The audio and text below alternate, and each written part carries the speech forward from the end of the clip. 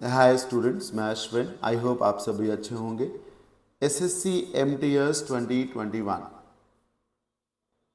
ये exam last year जुलाई में conduct कराया गया था और ये एग्ज़ाम टोटल में 48 शिफ्ट्स में हुआ था, जिसमें तकरीबन 100 क्वेश्चंस जो हैं अप्रॉक्स में इडियम्स एंड फ्रेजेस के पूछे गए थे।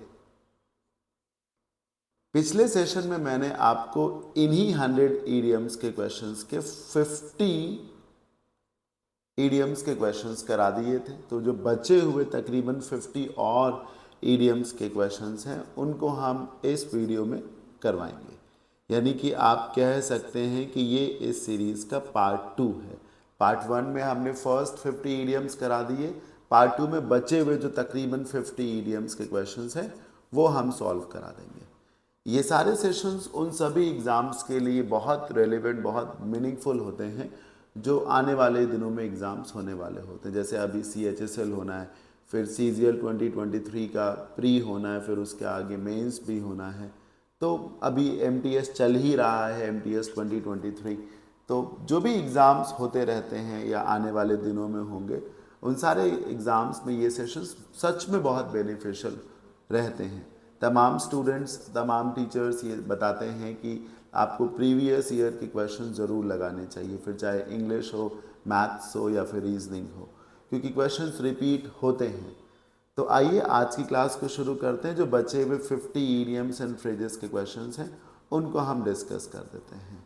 ये हमारा टेलीग्राम चैनल है। हम जिन टोटल 100 इडियम्स एंड क्वेश्चंस को डिस्कस करेंगे अभी, उसका क्लास एनोटेशन फाइल जो है इसी टेलीग्राम चैनल पे मिलेगा आपको। सारे PDF यही मिलेंगे आपको, सारी क्लासेस का लिंक, सारी क्लासेस का जो अपडेट है वो सब कुछ आपको यही मिलेगा, राइट। आप में से जिन भी लोगों को मेरा English grammar, vocab and comprehension का ऑनलाइन कोर्स बाई करना है, रिकॉर्डेड बैच है ये, तो वो हमारे इस एप्लीकेशन को प्ले स्टोर से डाउनलोड कर सकते हैं।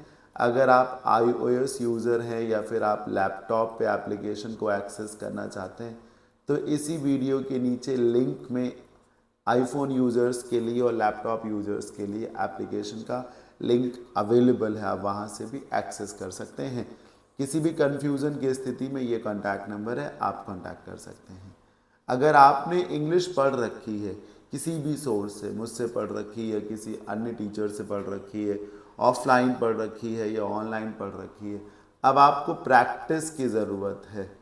ग्रामर, वोकैब एंड कॉम्प्रिहेंशन के अच्छे अच्छे क्वेश्चंस को करने की ज़रूरत है, अच्छे अच्छे लॉजिक्स को जानने की ज़रूरत है। तो ये जो बैच है ST बैच 1.0, जो कि 100 टेस्ट का बैच है, ये बैच बहुत हेल्पफुल हो सकता है आपके लिए। इस बैच की टोटल फ़ी 1199 है अगर आप ये कूपन कोड अप्लाई करते हैं तो।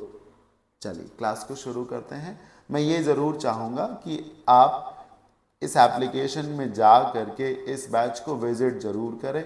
बहुत सारा कंटेंट जो है डेमो सेशंस के रूप में अवेलेबल है। आप ट्राई करके देखिए, आपको ज़रूर बहुत सारे अच्छे क्वेश्चंस दिखेंगे और उनको डिस्कस कराने का तरीका भी संभवतः आपको अच्छा ही लगेगा। आइए सेशन को शुरू कर देते हैं। 51 से स्टार्ट करना है क्योंकि फर्स्ट 50 क्वेश्चंस तो हमने पहले ही करा दिए हैं। पहला इडियम है आज का, नो स्प्रिंग चिकन। मैंने इसके कलर को ब्लू कर रखा है सिर्फ ये दिखाने के लिए कि ये कम पूछा जाने वाला इडियम है, मतलब बहुत ज़्यादा नहीं पूछा जाता, ताकि आप यूँ समझ सकें ये एक न्यू इडियम हो सकता है। ऐसा तो बोलना मुश्किल है कि ये कभी आया ही नहीं एग्ज़ाम्स में, बिल्कुल आया है लेकिन कंपेरेटिवली कम आया है, तो एक तरीके से आप इसे न्यू कह सकते हैं। नो स्प्रिंग चिकन का मतलब है a person who is no longer young, एक व्यक्ति जो बूढ़ा हो चुका है या फिर एक व्यक्ति जो यंग नहीं है। अब एक्चुअली स्प्रिंग चिकन का मतलब होता है यंग चिकन। तो जब स्प्रिंग चिकन का मतलब है यंग, तो नो स्प्रिंग चिकन का मतलब है somebody who is not young। ये इसका मीनिंग हो जाएगा, राइट। हाँ, spring chicken, chicken spring roll आपने देखा होगा, खाया भी होगा अगर आप नॉन वेजिटेरियन होंगे। तो जो चिकन स्प्रिंग रोल है, क्या उसमें आपको बासी चिकन मिलेगा या फिर कोई बूढ़ा चिकन मिलेगा? नहीं सर, वो फ्रेश होगा, साथ ही साथ यंग चिकन होगा वो। तो नो स्प्रिंग चिकन का मतलब है somebody who is no longer young. कई बार ये मजाक के तरीके से इस्तेमाल किया जाता है, जैसे कोई किसी से कहे come on dress like women, come on dress like an old lady, you are no longer a spring chicken, you are no more a spring chicken. बूढ़े हो गए हो तुम, बूढ़ों के जैसे कपड़े पहना करो, अब तुम स्प्रिंग चिकन नहीं रहे यार। खैर आगे बढ़ते हैं। Move the goal post. Sir goal post इसको कहते हैं, वो जो गोल की जगह होती है उसी को गोल पोस्ट कहते हैं, राइट। एक सर्टेन पोजीशन पे ये गोल पोस्ट होता है। अब ये ईडियम कहा जा रहा है मूव द गोल पोस्ट, यानी कि गोल पोस्ट को मूव किया गया। ये नीचे की इमेज देखिए, यहाँ पे कुछ प्लेयर्स इसी गोल पोस्ट को उठा रहे हैं और उठा करके कहीं और लेकर जा रहे हैं, है ना। तो इसका ये मतलब होता है कि ये इसे थोड़ा सा दूर लेकर के जाएंगे, थोड़ा सा दूर लेके जाएंगे। इसमें इस चीज़ को ध्यान में रखिएगा कि अगर ये गोल पोस्ट जो है 50 मीटर्स की दूरी पर है, तो जब इसे मूव करेंगे तो इसे 70 मीटर्स कर देंगे, यानी कि चीज़ें अब चैलेंजिंग हो जाएंगी। किसी भी प्रोसेस को थोड़ा सा पहले के कंपैरिजन में टफ बना देना, इसको कहते हैं हम क्या, मूव द गोल पोस्ट। क्या कहते हैं sir, move the goal post. आ रहा ना समझ में। इसको देखिए, ये होगा अनफेयरली ऑल्टर द कंडीशंस और rules of a procedure during its course. कोई भी काम चल रहा है, कोई भी गेम ऑन है, उस बीच में उसकी कंडीशंस को या रूल्स को ऑल्टर कर देना, और ये अनफेयरली है। मूव द गोल पोस्ट एक पॉजिटिव ईडियम नहीं है, नेगेटिव है। ये इसलिए कर दिया जाता है कि सामने वाले के लिए ये चीज़ पहले की तुलना में कठिन हो जाए। आपने अपने टाइम पे जो बाउंड्री रखी वो 50 मीटर्स की रखी, और दूसरे के टाइम पे वो बाउंड्री आपने 70 मीटर्स की कर दी। तो मूव द गोल पोस्ट का ये मतलब है, मतलब किसी प्रोसेस को कंपेरेटिवली और चैलेंजिंग बना देना। Crying for the moon simple idiom है sir. Crying for the moon का मतलब आप एक ऐसी चीज़ की डिमांड कर रहे हैं जो पूरी नहीं हो सकती है। पिछले सेशन में मैंने आपको पढ़ाया था चेज रेनबोज, कि आप रेनबो को चेज करें तो रेनबो कहाँ मिलेगा, रेनबो असल में होता ही नहीं, तो कैसे मिलेगा। क्राई फॉर द मून या चेज रेनबो या एक गूस करके होता है, देखिए वाइल्ड गूस चेज। तो ये वो सारी चीज़ें हैं जो अनअटेनेबल हैं, तो इम्प्रैक्टिकल या अनरीजनेबल रिक्वेस्ट कर रहे हैं आप, ठीक है ना। आप एक ऐसी चीज़ मांग रहे हैं जो पूरी नहीं हो सकती। बिलो द बेल्ट, ये बॉक्सिंग से आया है या रेसलिंग से आया है। बेसिकली जो बेल्ट है वो जैसे ये है शरीर, ये वेस्ट एरिया होता है, ये कमर के नीचे का एरिया है और ये ऊपर का एरिया है। जब आप लड़ रहे होते हैं तो आप यहाँ पर पंच मार सकते हैं, ये सब एरिया पे हिट कर सकते हैं, इसके नीचे नहीं हिट कर सकते। इसको कहा जाता है कि आप गलत तरीके से प्रहार कर रहे हैं या गलत जगह पे प्रहार कर रहे हैं। मतलब जो एक तरीके से वेस्ट एरिया होता है जहाँ पे बेल्ट बांधी जाती है, उसके नीचे यानी कि कमर के नीचे वाले एरिया में प्रहार नहीं किया जा सकता, ये मना है। तो अगर कोई स्ट्राइक कर रहा है बिलो द बेल्ट, यानी कि वो अनफेयर तरीके से लड़ाई लड़ रहा है, अनफेयर तरीके से किसी काम को कर रहा है। क्रूअल एंड अनफेयर इसका मीनिंग हो जाएगा। ये रूल्स में अलाउड है और ये रूल्स में अलाउड नहीं है। तो अनफेयरली स्ट्राइक करना। Keep body and soul together. Keep body and soul मतलब बॉडी मतलब तन और सोल मतलब है मन। Keep body and soul together का मतलब है एक तरीके से जीविका को अर्जित करना, मतलब पेट पालना, जैसे तैसे करके काम चलाना है। Keep body and soul together, right. Stay alive during hard times. जब कठिन परिस्थितियां हों तो उस समय पे क्या होता है कि आदमी ना फंड्स को कलेक्ट नहीं कर पाता, या उस समय वो बैंक बैलेंस नहीं मेंटेन कर पाता। उस समय वो केवल क्या करता है, a person is just able to keep body and soul together. जैसे कोविड ब्रेकआउट जब हुआ था तो लोगों ने बैंकों में पैसा नहीं जमा कर दिया, स्पेशली मिडिल क्लास ने। वो उल्टा बैंक से पैसे निकाल रहे थे, जैसे तैसे करके काम चला रहे थे। थे। तो एक तरीके से विषम परिस्थिति में जीवित रहना, जैसे तैसे करके काम चलाना। तो stay alive during hard times, ये इसका मीनिंग हो जाएगा। Once in a blue moon, इसका मतलब होता है ईद का चांद हो जाना, कभी कभी देखना। ओकेजनली मतलब समय समय पर, ये नहीं होगा। फ्रीक्वेंटली, अक्सर। इंसेसेंटली का मतलब है लगातार, ये नहीं सर। वेरी रेयरली होगा, जो भले कभी, यदा कदा, कभी कभार जिसको कह सकते हैं। ओकेजनली समय समय पर, फ्रीक्वेंटली अक्सर, ये दोनों एक दूसरे के सिनोनिम है। तो वेरी रेयरली होगा, कभी कभार जिसको कहा जा सकता है। क्या कहा जा सकता है? कभी कभार। Hit the nail on the head, nail बोलते हैं सर नाखून के साथ साथ कील को, ये कील है, इसको नेल कहते हैं। कील बेसिकली ऐसे होती है और ये उसका हेड होता है, मत्था जिसको कहते हैं। ठीक, जब कील को किसी सरफेस में ठोकना हो तो यहाँ हिट करना चाहिए, यहाँ करना चाहिए, यहाँ करना चाहिए, यहाँ करना चाहिए, या इस मत्थे के बिल्कुल सेंटर पे हिट करना चाहिए, सेंटर पे ना, या मत्थे पर हिट करना चाहिए ना। तो ये देखिए एक हथौड़े से कील के मत्थे पे प्रहार किया जा रहा है, यानी कि किसी कार्य को सही तरीके से करना। ऐसे करना कि आपको मैक्सिमम गेन मिलेगा, ऐसे करना कि आपको मैक्सिमम एडवांटेज मिलेगा, किसी कार्य को बिल्कुल सही तरीके से करना। To be exactly right about something. Hard working इसका मीनिंग नहीं होता कि बहुत ज़्यादा मेहनत करना, इसका मतलब होता है किसी कार्य को सही तरीके से करना। राइट, कील को ठोकने के लिए बहुत अधिक दम की ज़रूरत नहीं होती, बल्कि तरीके की ज़रूरत होती है। अगर आप कील को उसके मत्थे पे ही मारेंगे तो ज़रूर वो सरफेस के अंदर जाएगी, ज़्यादा प्रयास किए बगैर। तो perform a task in the right phase, सही तरीके से किसी काम को करना।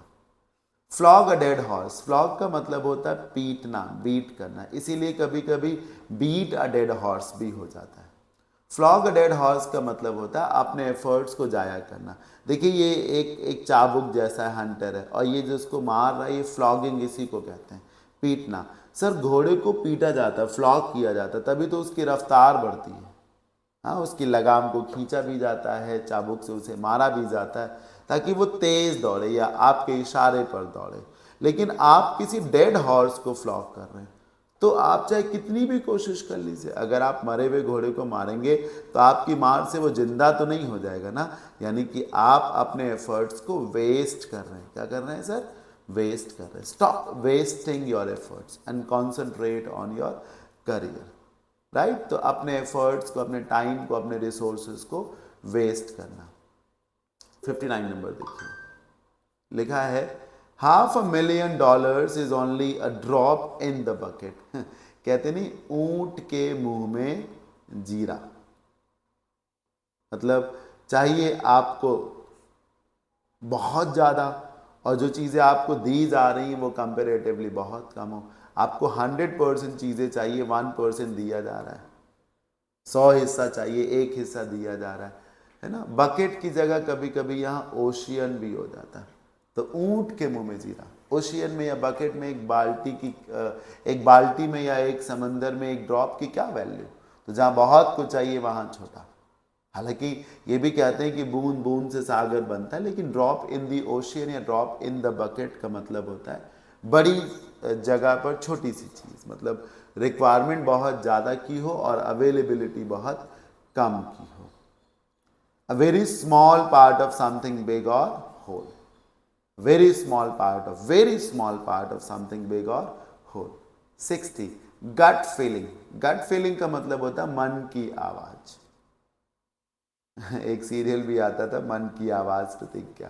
गट फीलिंग, गट पेट को कहते, तो आपके पेट से एक आवाज आ रही है, आपके दिमाग से, मन से एक आवाज आ रही है। ये देखिए इस इमेज को देखिए, एरो बना हुआ है इस तरफ, मतलब जाना आपको इस एरो के मुताबिक इधर है, पर आपकी जो गट फीलिंग है, ये जो दिमाग आपका कह रहा है, वो कह रहा है यार इस तरफ जाना है। तो दिमाग आपसे देखिए क्या कह रहा है, ये देखिए यहाँ भूपुल बना हुआ है, वो आपसे कह रहा है नहीं, you should proceed towards this direction.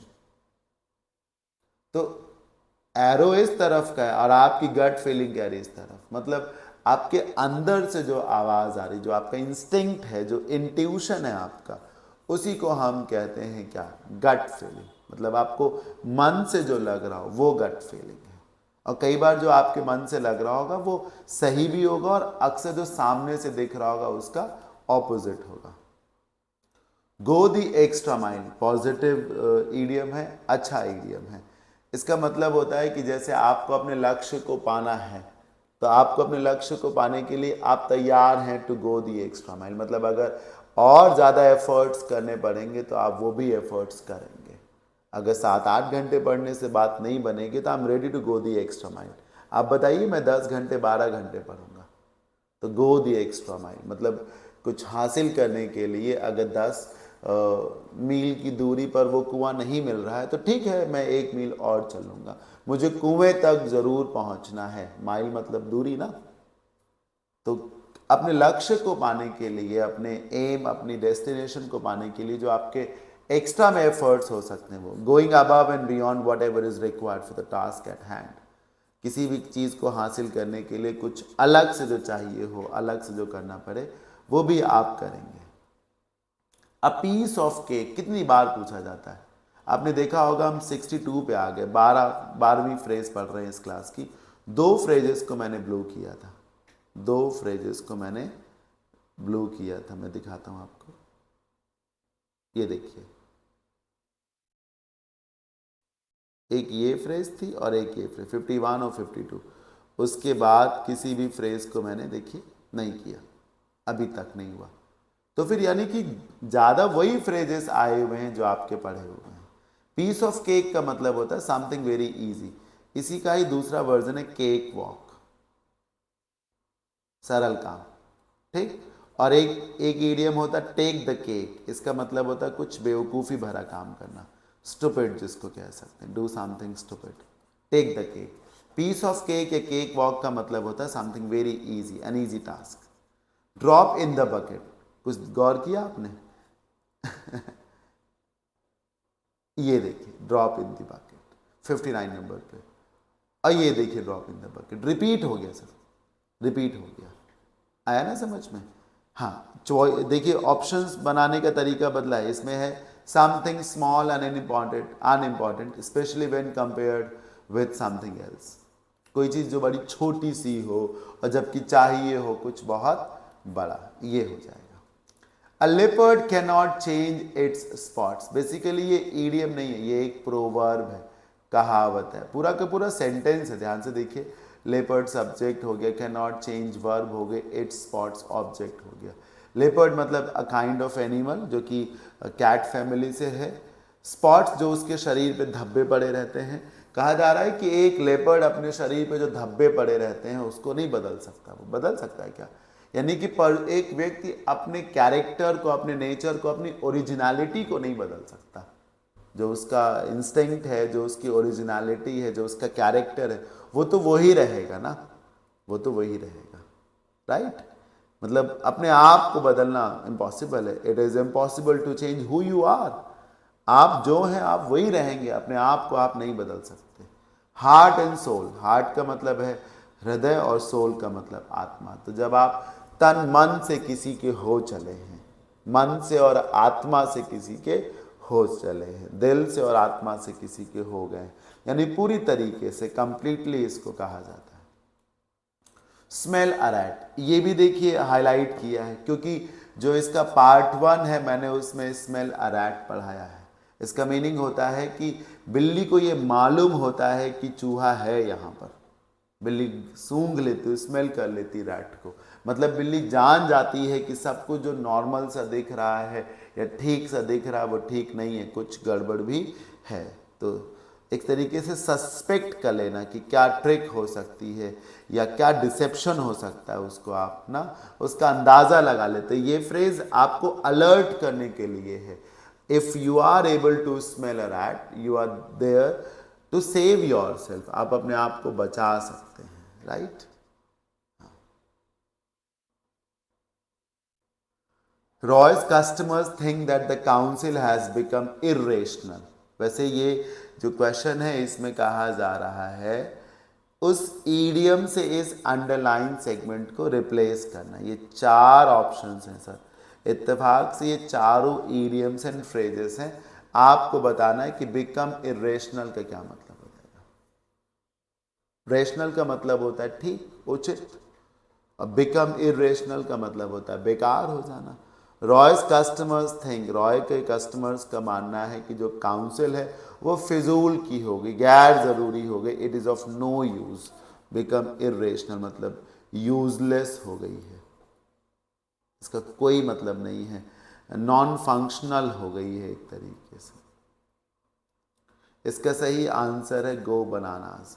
Sir एक टर्म होता है बनाना रिपब्लिक, बनाना रिपब्लिक में यही होता है कि चीज़ें नियम से काम नहीं करती हैं सर। ठीक, बनाना वर्ड जो है नेगेटिव ही है सर। गो बनानाज या बनाना रिपब्लिक का यही मतलब है जब जहाँ पर लॉ ना हो, जहाँ पर लॉ एंड ऑर्डर की हालत बड़ी ही खराब हो, चीज़ें बेकार के तरीके से रन कर रही। देखिए too much on their plates या too much on one's plates का मतलब है कि आपकी प्लेट में ऑलरेडी बहुत कुछ है, यानी कि आपके पास पहले से ही बहुत सारी जिम्मेदारियां हैं। You are already busy handling number of issues, number of challenges, number of responsibilities. A piece of cake मैंने पीछे पढ़ाया, is is off. A brown off का मतलब होता है एंग्री होना सर। ठीक, गो बनानाज इसका आंसर है, मतलब जो चीज़ें नॉन फंक्शनल हो जाएं, बेकार की हो जाएं एक तरीके से। 68, give someone a taste of their own medicine. Generally ये इतना पूछा जाता है, a taste of one's own medicine. सब पहली बात, कुछ ही दवाइयाँ ऐसी हो सकती हैं जो मीठी हों, वरना तकरीबन जो है सारी दवाइयाँ कड़वी ही होती हैं, सारी दवाइयाँ कड़वी ही होती हैं। तो a taste of one's own medicine का मतलब है कि जैसा करोगे वैसा भरोगे। तुमने ही तो ये कड़वी दवाई बनाई है, तुम ही खाओ अब इसको, कि तुम ही ने तो गड़बड़ी करी, तुम ही झेलो एक तरीके से। So give someone a taste of their own medicine का मतलब है अगर किसी ने कभी कुछ गलत किया था तो आप उसको आज वो गलत के साथ, सूद के साथ लौटा रहे हैं। Mistreat someone in the same way they have mistreated others. ठीक, मतलब उसी तरीके से किसी से पेश आना जिस तरीके से वो दूसरे से पेश आया था, और वो तरीका जिससे वो पेश आया था वो ठीक नहीं था, इसीलिए आप भी मिसट्रीट करेंगे। जैसे उसने बदतमीजी से बात करी थी तो आप भी समय आने पर बदतमीजी से ही बात करेंगे।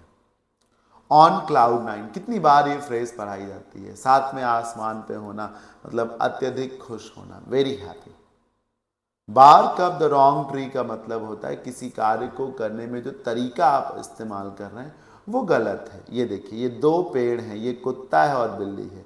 बिल्ली दौड़ के आई और इस पेड़ पे चढ़ गई, कुत्ता इस पेड़ पे भौंक रहा है। अरे सर, बिल्ली इस पेड़ पे है ही नहीं ना सर। अगर आप इस पेड़ पे चढ़ भी जाए, मान लो एक कुत्ता, तो क्या बिल्ली मिल जाएगी? वो तो है ही नहीं इस पे। और हाँ, अगर भौंक के भी डरवा रहा है तब भी बिल्ली डरेगी नहीं, क्योंकि वो तो इधर भौंक रहा है तो बिल्ली इधर।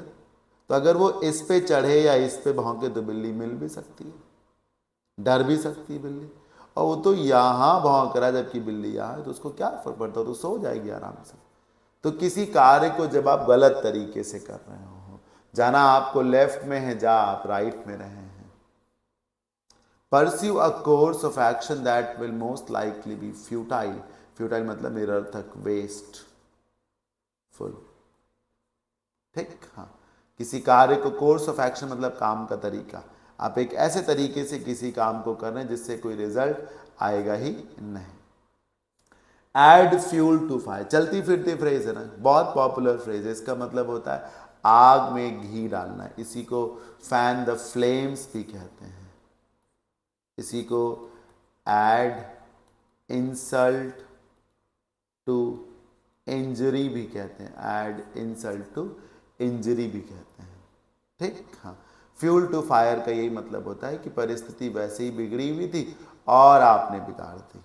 आग में घी डाल दिया आपने, जले पर नमक छिड़क दिया आपने, चीज़ों को और ज़्यादा बिगाड़ दिया। Worsen an already bad situation, एक सिचुएशन जो पहले से बैड थे उसे और बिगाड़ दिया। आपको मालूम होना चाहिए कि बैड का ही कंपेरेटिव फॉर्म वर्स होता है, तो ये खराब है, ये और ज़्यादा खराब है। इसी वर्स में जब ई एन लग गया तो ये वर्ब होगी, क्या होगी सर? वर्ब होगी। All eyes and years, sir आप कान से और आंख से क्या करते हैं? देखते सुनते हैं ना। यानी कि अटेंशन पे करते हैं।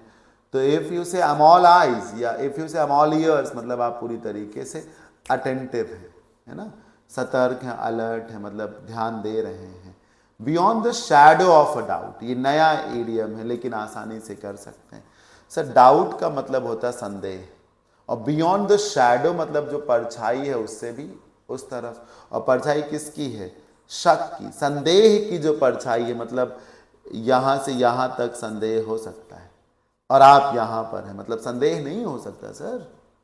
Beyond the shadow of doubt मतलब संदेह की जो दीवार है, जो जो परछाई है, उससे भी उस तरफ है कुछ, मतलब कि शक से पूरी तरीके से बाहर, संदेह के दायरे से पूरी तरीके से बाहर। आप संदेह कर ही नहीं सकते sir, with certainty for sure, शक तो हो ही नहीं सकता, डाउट नाम की चीज है ही नहीं। It's beyond the shadow of doubt, it's not with in the shadow of doubt, it's beyond the shadow of doubt, संदेह से बाहर।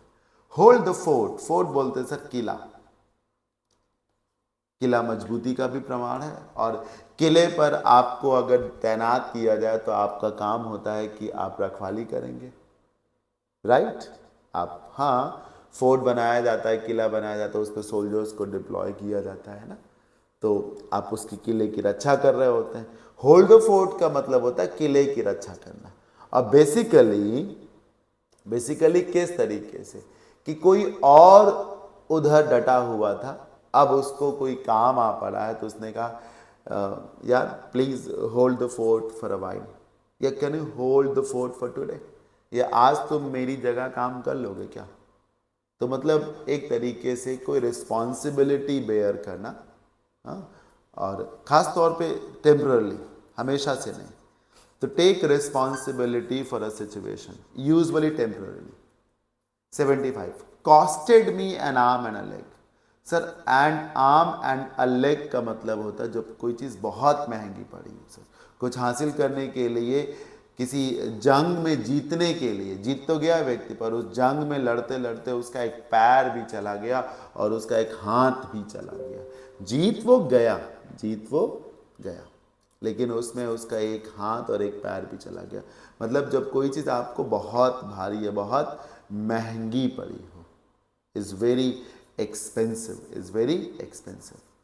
76 देखिए रिपीट हो गया, अभी पीछे मैंने एक इमेज में कराया था फ्लॉग अ डेड हॉर्स, हाँ, तो अपने एफर्ट्स को जाया करना बताया था। To waste time on useless things, leave no stone unturned, इसका मतलब होता है हर संभव कोशिश करके देखना। स्टोन सर पत्थर को कहते हैं, और टर्न मतलब पलटना। जैसे मान लीजिए एक जगह पर बहुत सारे पत्थर ऐसे ऐसे ऐसे ऐसे रखे हुए हैं, ठीक, पड़े हुए हैं, अब उसी में आपका एक 10 का सिक्का जो है, अ कॉइन ऑफ 10 रुपीज़ गिर जाता है, अब वो धीमे धीमे अंदर चला जाएगा। आपके लिए वो 10 रुपीज़ का कॉइन बहुत ज़रूरी, क्योंकि उसी से ही आपको एक तंबाकू का पैकेट मिलेगा है ना, जिससे आपकी तलब कुछ शांत होगी। तो आप क्या करेंगे सर, एक एक पत्थर को पलट पलट के देखेंगे ज़रूर, क्योंकि आपको अल्टीमेटली वो 10 रुपीज़ का कॉइन चाहिए ज़रूर। तो आप एक एक पत्थर पलट पलट के हटा हटा के देखेंगे। तो जब पत्थर आप हटाएंगे तो पत्थर अपने आप पलटता भी जाएगा। तो एक एक पत्थर को पलट पलट के देख रहे हैं, मतलब हर संभव कोशिश कर रहे हैं। ट्राई ऑल यू कैन या मेक ऑल पॉसिबल एफर्ट्स, तो लीव नो स्टोन्स अनटर्न्ड का यही मतलब है, डू एवरीथिंग यू कैन।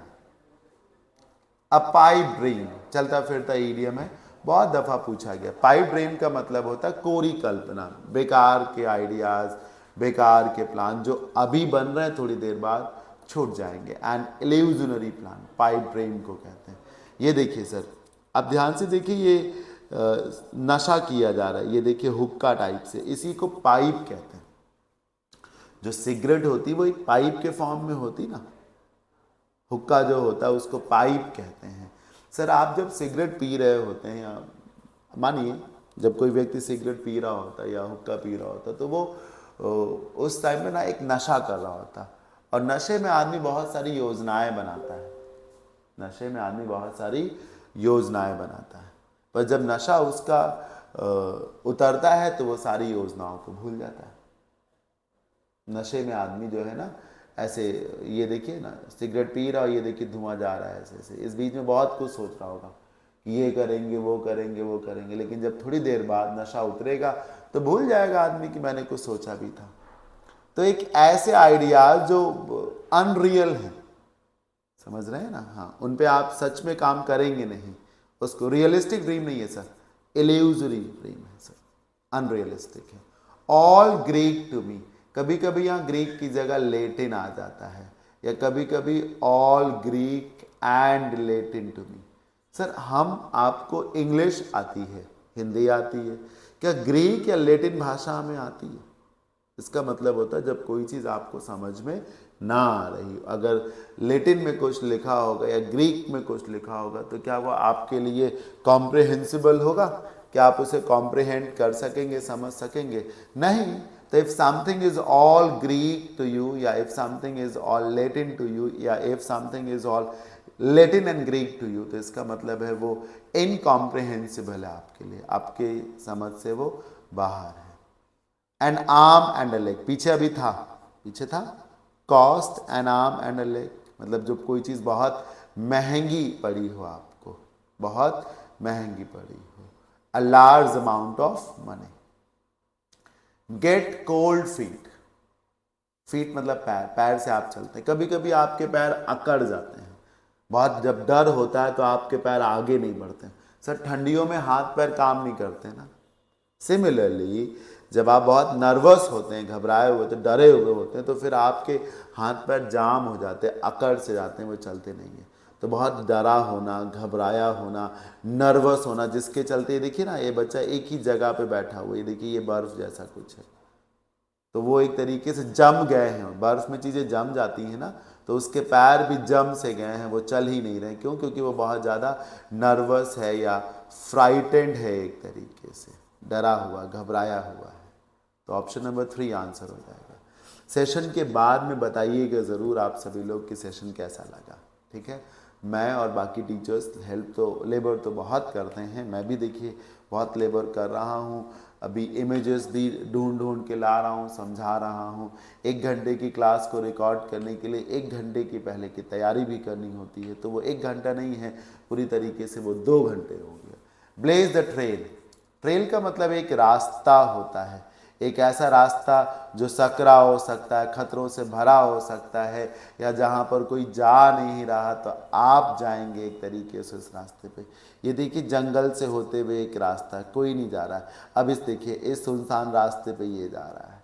तो जब आप एक नए काम की शुरुआत करते हैं और आपके पीछे फिर दुनिया चलती है, you are a trailblazer, ये भी कहते हैं ट्रेल ब्लेजर, समझ रहे हैं ना। ब्लेज द ट्रेल मतलब एक नए काम की शुरुआत करना, जिसको किसी ने किया नहीं, लेकिन हाँ दुनिया करेगी आपके पीछे, अब दुनिया उस काम को करेगी। तो you are a trailblazer, you are a trailblazer. तो कौन सा हो जाएगा? स्टार्ट अ मूवमेंट, मूवमेंट मतलब क्रांति, क्रांति की शुरुआत करना जिसको कह सकते हैं, क्रांति है ना। गांधी जी जैसे लोग ट्रेल ब्लेजर्स थे, नए काम को शुरू किया, नमक आंदोलन चलाया, सभी ने अवज्ञा आंदोलन चलाया, अंग्रेजों भारत छोड़ो आंदोलन चलाया, तो वो ऐसे काम किए। अब नमक आंदोलन कोई सोचेगा, लेकिन दुनिया उसी के पीछे चली बाद में। तो ट्रेल ब्लेजर होना या ब्लेज द ट्रेल, इसी को कहते हैं। अब बुल इन चाइना शॉप, जरा इस इमेज को देखिए, ये एक शॉप है, इस शॉप में जितने भी आइटम्स हैं, कप प्लेट्स देख रहे हैं, और ये सब के सब बोन चाइना है, या यूं कहिए मतलब मिट्टी के हैं, चीनी मिट्टी जिसको कहते हैं उसके। अब आप बताइए सर, इन चीज़ों को उठाने के लिए, रखने के लिए बहुत समझदार होना ज़रूरी है, बहुत आहिस्ता से, हाँ, बहुत ही डेलिकेट तरीके से आप अगर इनको छुएंगे, उठाएंगे तब तो ये ठीक है, वरना सब टूट जाएंगे। और इस चाइना शॉप में आ कौन गया एक बोल, ये क्या करेगा सर? इसको तमीज़ है क्या, कैसे इसको उठाना है, कैसे रखना? वो जिधर पैर लगाएगा, मुंह लगाएगा, ऐसे ऐसे सींगों से करेगा, सब तहस नहस हो जाएगा। तो बुल इन चाइना शॉप का मतलब होता है एक ऐसी परिस्थिति जहां पर चीज़ों को मैनेज करने के लिए एक बहुत समझदार या सुलझे हुए व्यक्ति की ज़रूरत हो, और ऐसे में एक नादान व्यक्ति, एक गैर समझदार व्यक्ति वहाँ पर हो, तो वो चीज़ों को बनाने के बजाय क्या करेगा, बिगाड़ देगा। बुल इन चाइना शॉप, जैसे कि वर्कर्स जब प्रोटेस्ट कर रहे होते हैं तो मैनेजमेंट चाहता है कि एक ऐसा मीडिएटर जाए जो उनको समझा भी ले जाए और हमें कोई लॉस भी ना हो। ऐसे को नहीं भेजता मैनेजमेंट जो बहुत अग्रेसिव वो लड़ के चलाए। बुल इन चाइना शॉप नहीं भेजा जाता। तो बुल इन चाइना शॉप एक ऐसा व्यक्ति है जिसको एक विषम परिस्थिति में या एक डेलिकेट सिचुएशन में, जहाँ पे आपको बहुत सोच समझ के कदम बढ़ाना है, आगे चलना है, अपनी बात कहनी है, ऐसी जगह पर एक बेवकूफ़ टाइप का आदमी जिसको तमीज़ ना हो किसी काम को करने की, उसको भेज दिया गया। A clumsy person in a delicate situation. Clumsy मतलब बेकार का आदमी, बेढंगा आदमी एक डेलिकेट सिचुएशन में पहुंच जाए। बरी द हैचेट। सर बरी का मतलब होता है जमीन में गड्ढा खोद के दफन करना। ये देखिए गड्ढा खोदा जा रहा है, ये देखिए, और ये देखिए हैचेट बोलते हैं खंजर को, ये कुल्हाड़ी को हैचेट कहते हैं। इसका मतलब होता है खंजर को जमीन में दफना देना और फिर से दोस्त हो जाना। ये देखिए गिले शिकवे भुला करके फिर से फ्रेंड्स हो जाना। डिस्प्यूट्स को सेटल कर लेना। डिस्प्यूट्स मतलब मनमुटाव जिसको कह सकते हैं, और उसे अगर सेटल आप कर रहे हैं मतलब चीज़ों को सेटल करने का मतलब ही होता है उनको सुलझा लेना। तो मनमुटाव जो है, लड़ाई झगड़ा जो है, उसे सुलझा लेना। बरी द हैचेट का ये मीनिंग हो जाएगा, ठीक। क्योंकि कैसे हुआ, इस कुल्हाड़ी से ही हमला किया जाता, मारपीट की जाती, वही कुल्हाड़ी जमीन में फेंक दी गई है, जमीन में गड्ढा खोदी गाड़ दी गई। अब कैसा झगड़ा होगा, अब तो फिर से फ्रेंड्स हो जाएंगे ना। Kill two birds with one stone. एक तीर से दो शिकार करना। देखिए टू बर्ड्स दो शिकार, वन स्टोन पत्थर, एक पत्थर से दो चिड़िया आपने मार दी।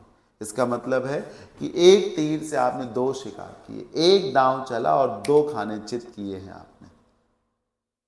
Achieve two things by doing single action. ठीक, एक ही काम कर रहे हैं आप और न फायदे उसके दो हो रहे हैं। पॉजिटिव फ्रेज है सर। हाँ, सांप भी मर गया और लाठी भी नहीं टूटी। तो एक तीर से दो शिकार करना। बाइट समवंस हेड ऑफ, इसका मतलब है किसी को बहुत ज़्यादा उकसाना, भड़काना, मतलब एक तरीके से और परेशान करना, तंग कर देना एक तरीके से। बाइट समवंस हेड ऑफ मतलब बहुत इरिटेट सा कर देना एक तरीके से। Respond to someone with anger that is often sudden और प्रोवोक्ड, भड़क जाना किसी पर, एक तरीके से किसी को गुस्सा दिलाना। मतलब बोलते क्या यार मेरी खोपड़ी खा रहे हो, समझो, क्यों यार खोपड़ी क्यों खा रहे हो। अब बाइट मतलब काटना, और जैसे खाना भी तो बाइट करते हैं, आप खाते हैं, तो यार मेरी खोपड़ी ना खाओ। अगर कोई आपकी खोपड़ी खा रहा है इसका मतलब है कि वो आपको इरिटेट कर रहा है, गुस्सा दिला रहा है। ऐसा तो है नहीं ना कि कोई कोई कह रहा है कि यार मेरी खोपड़ी मत खाओ, या कोई अगर किसी की खोपड़ी खा रहा है तो वो अच्छा काम कर रहा है, ऐसा तो है नहीं। उसे कंसोल करो, उसे खुश करो, उसे तो इरिटेट करो यार। तो किसी की खोपड़ी खाना मतलब किसी को इरिटेट करना, किसी को गुस्सा दिलाना। 88 गर्ड अप योर लॉइंस। ध्यान से देखिएगा सर, इस लॉयन की स्पेलिंग जो है LION वाली नहीं है सर। इसकी स्पेलिंग जो है वो LION वाली नहीं है सर। सुन रहे हैं ना, ये लॉयंस दूसरा वाला हिस्सा है, मतलब दूसरा वर्ड है। सोचिए क्या हो सकता है इसका मीनिंग।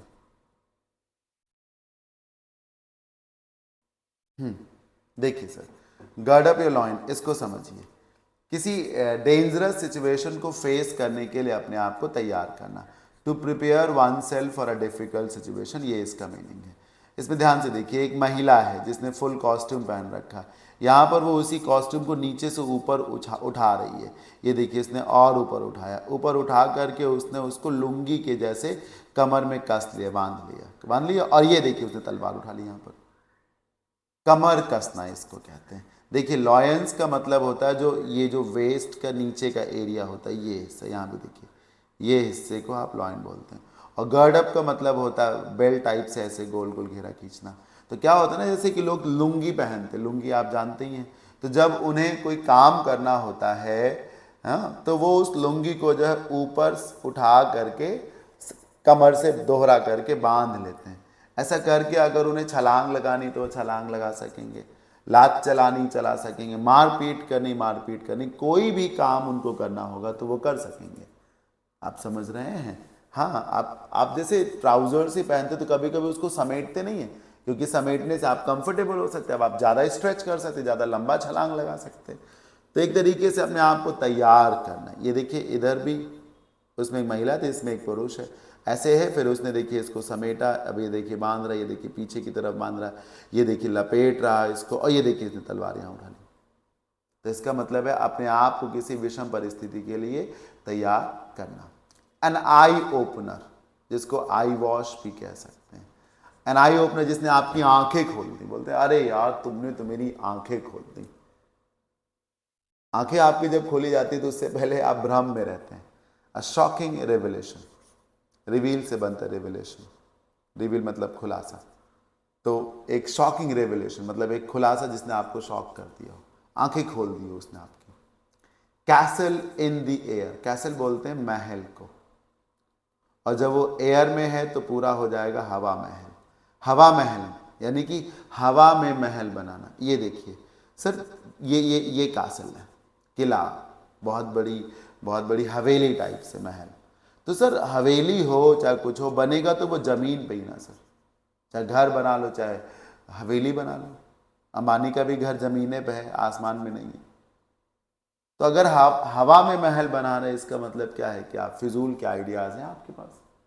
भाई महल कितना भी बड़ा महल हो, बनेगा तो जमीन पे ही ना। आप हवा में महल बना रहे हैं, यानी फर्जी काम कर रहे हैं, अनरियलिस्टिक प्लान्स हैं आपके, जो हो नहीं सकता आप वो करने को सोच रहे हैं। Come on, stop building castles in the air. The last straw, ये नया ईडियम है सर, मैंने तो इसे पहली बार देखा है। द लास्ट स्ट्रॉ का मतलब है कि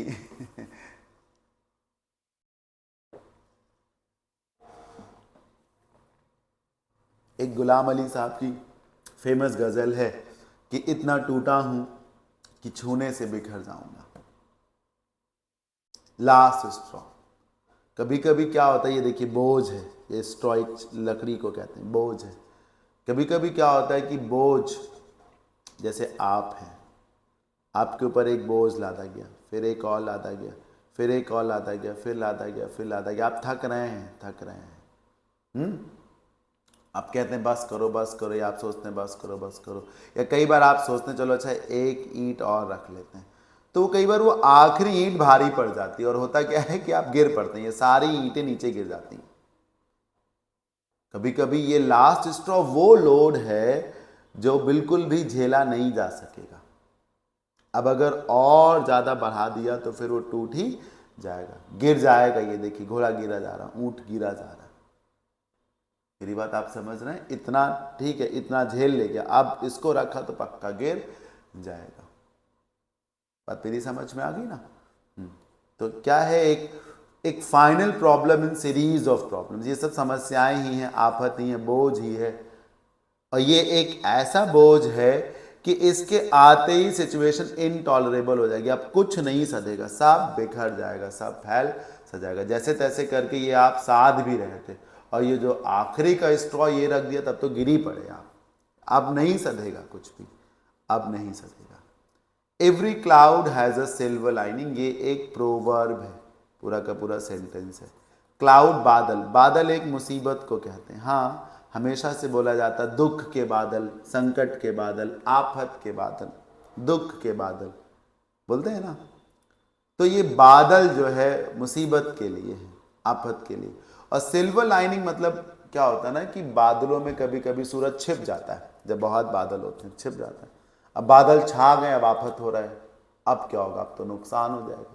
घर में शादी है, बहुत घने बादल छा गए, ओ माय गॉड, अब तो आफत हो जाएगी। फिर थोड़ी देर बाद आपको उन्हीं बादलों से सूरज की रोशनी दिख गई, ये देखिए आपकी जान में जान आई, अब शायद बादल छट जाएंगे, अब शायद बादल उड़ जाएंगे। मतलब एक तरीके से आप चारों तरफ से मुसीबतों से घिरे हुए हैं, और उसमें कहीं आपको एक आशा की किरण, रे ऑफ होप नजर आ रही है, जिसको देखकर आपको लग रहा है कि शायद बच भी सकते हैं, शायद बच भी सकते हैं। इस तरीके से every difficult situation has a hopeful aspect to it, उसका एक सकारात्मक पहलू भी होता है, उसमें कुछ एक तरीके से फ़ायदा भी होता है या उससे बचने का एक रास्ता भी होता है। मतलब कितनी भी ज़्यादा मुसीबत क्यों ना हो, कोई ना कोई तरीका होता है जिससे आप बाहर आ सकते हैं। पुल समवंस लेग, इसको लेग पुलिंग भी कहते हैं। लेग पुलिंग का क्या मतलब है? टांग खींचना। टांग खींचने का यही तो मतलब है कि किसी को आप आगे नहीं जाने दे रहे हैं, उसे पीछे रोक रहे हैं, है ना। उसे इनकरेज करने के बजाय, बढ़ावा देने के बजाय उसे डिसकरेज कर रहे हैं एक तरीके से। या टांग खींचने का मतलब होता है कि एक तरीके से किसी से मौज ले रहे हैं, किसी से मजाक कर रहे हैं, टीज कर रहे हैं, चिढ़ा रहे हैं एक तरीके से। किसी को गुस्सा नहीं दिलाना होता है, इसका मतलब होता है किसी को चिढ़ाना, किसी को परेशान करना, एक तरीके से टांग खींचना। ठीक, बार बार कोई आपका पैर खींच, अरे यार छोड़ो, अरे यार क्यों परेशान कर रहे हो, क्यों बार बार पैर पकड़ रहे हो, समझ रहे हैं आप। तो teach someone, to tease someone, I am sorry, किसी को चिढ़ाना, इस तरीके से मौज लेना। बाई हुक और बाई क्रुक। बाई हुक और बाई क्रुक का मतलब क्या होता है? किसी भी तरीके से। कहते नहीं कि जब घी सीधी उंगली से ना निकले तो उंगली टेढ़ी कर देनी चाहिए। मतलब अगर हुक से चीज़ें नहीं फंसेंगी तो दूसरा तरीका है सर, तलवार लगाएंगे, तलवार से काट देंगे। किसी भी तरीके से, जैसे नेता लोग कहते हैं चुनाव जीतना है, अगर आदमी समझाने पे वोट ना दे, डराने धमकाने पे भी वोट ना दे, अगर समझाने पे वोट ना दे, घूस देने पर, लालच देने पर वोट ना दे, तो डराओ धमकाओ, पीटो उसको, लेकिन चुनाव हमको ही जीतना है, by any means, any how, किसी भी सूरत में।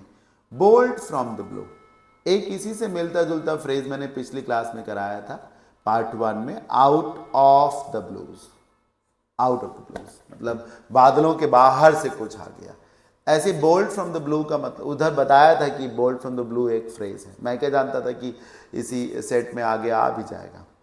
बोल्ट फ्रॉम द ब्लू का मतलब है समथिंग वेरी सडन, अनएक्सपेक्टेड एक तरीके से, और जो चीज़ आपके लिए बड़ा फायदेमंद ना हो, क्योंकि आपके ऊपर आसमान से क्या गिरा? एक बोल्ट, एक पत्थर जैसा गिरा।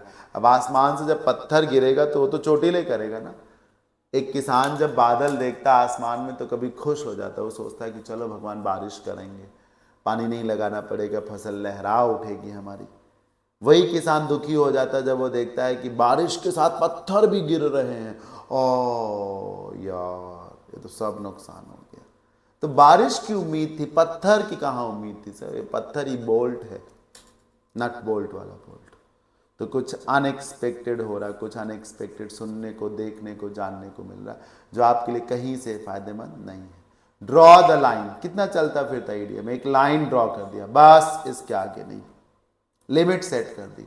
सीता माँ के लिए लक्ष्मण ने लक्ष्मण रेखा खींच दी थी कि आप यहीं पर रहें, इससे बाहर नहीं जा सकते सर, एक लिमिट सेट कर दी, इससे बाहर नहीं, तो सेट अ लिमिट, एक लाइन ड्रॉ कर दी, बस इसके आगे नहीं जाऊंगा मैं, लाइन ड्रॉ करिए। कोई स्मोकिंग करता है, सिगरेट पीता है, पर उसने ये लाइन ड्रॉ कर रखी कि 5 से ज़्यादा सिगरेट मैं नहीं पीऊँगा, तो ड्रॉ द लाइन इसको कहते हैं, ड्रॉ द लाइन। शायद ये लास्ट ईडियम था, हाँ लास्ट ईडियम था। तो टोटल में 96 ईडियम्स एंड फ्रेजेस पूछे गए हैं इस एग्ज़ाम में। पार्ट 2 का ये वीडियो था, पार्ट 1 का वीडियो आप ज़रूर देख लीजिएगा। हो सकता है इस वीडियो के नीचे डिस्क्रिप्शन में भी आपको पार्ट 1 का लिंक मिल जाए, ठीक है। और कैसा लगा ये सेशन मुझे बताइएगा। और फिर से एक छोटी सी इन्फॉर्मेशन कि आप में से जिन भी लोगों को मेरा English grammar, vocab and comprehension का ऑनलाइन कोर्स बाई करना और रिकॉर्डेड, तो उसके लिए वो इस एप्लीकेशन को डाउनलोड कर लें। सर इंग्लिश से संबंधित बहुत सारे कोर्सेज अवेलेबल हैं इस एप्लीकेशन पे, ग्रामर का अलग कोर्स, वोकैब का अलग कोर्स, कॉम्प्रिहेंशन का अलग कोर्स, राइट। अगर आप एक iOS यूज़र है या लैपटॉप यूज़र है तो आप इस वीडियो के नीचे डिस्क्रिप्शन में इसके भी लिंक्स पा जाएंगे। टेलीग्राम चैनल को ज़रूर ज्वाइन कर लीजिएगा। अभी जो आप क्लास देख रहे हैं इसका भी जो एनोटेशन फाइल है वो आपको इसी टेलीग्राम चैनल पे मिलेगा, राइट। किसी भी कन्फ्यूज़न की स्थिति में ये कॉन्टैक्ट नंबर है, आप कॉन्टैक्ट कर सकते हैं। अगर आपने इंग्लिश पढ़ रखी है और आपको प्रैक्टिस बैच ज्वाइन करना अच्छे क्वेश्चंस का, आप मेंस एस्पिरेंट हैं या सीडीएस देना चाहते हैं या मतलब अच्छे क्वेश्चंस इंग्लिश के करना चाहते हैं तो ये प्रैक्टिस बैच है। 1199 इसकी टोटल फीस है। इसमें 100 टेस्ट विद डिस्कशन है। हर टेस्ट में 45 क्वेश्चंस हैं, बिल्कुल मेंस के पैटर्न पे है। ये कूपन कोड अप्लाई करेंगे तो फीस में 300 का ऑफ हो जाएगा। ये बैच भी इसी एप्लीकेशन पे है। कोई कन्फ्यूज़न हो तो आप इस नंबर पे कांटेक्ट कर सकते हैं। तो आप में से जिन भी लोगों को मेरा ऑफलाइन बैच इंग्लिश का लेना हो यानी कि सामने से मेरे से पढ़ना चाहते हो तो मैं आलमबाग लखनऊ में पढ़ाता हूँ। ये कॉन्टैक्ट नंबर है, आप ज़रूर विज़िट करिए हमारे सेंटर को। सुबह 7 बजे से लेकर के दोपहर 3 बजे तक क्लासेस चलती हैं। इस बीच में बहुत सारे बैचेस हैं, कोई ना कोई बैच जो आपके लिए होगा आप उसे ज्वाइन कर सकेंगे। राइट, आलमबाग लखनऊ में इस नाम से इंस्टीट्यूट है। ये कॉन्टैक्ट नंबर है। तो आज के इस सेशन में इतना ही। A big thank you to all of you क्योंकि आपने इस पूरे सेशन को देखा। अब जब देखा ही है तो मुझे फीडबैक या कमेंट के माध्यम से बता भी दीजिएगा कि ये सेशन आप सभी को कैसा लगा। एक टीचर को और मुझे इन्हीं कमेंट्स का बहुत बेसब्री से इंतज़ार रहता है। Thank you so much, bye, take care, keep learning. जय भोलेनाथ, जय शिव शंकर।